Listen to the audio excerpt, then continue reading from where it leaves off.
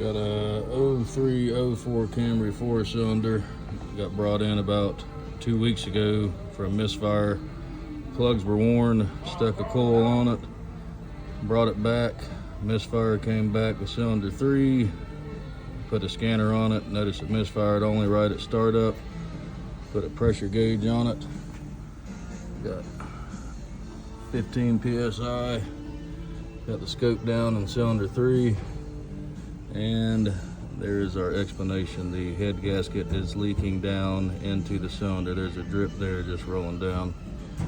So she needs a head gasket at 230,000 miles.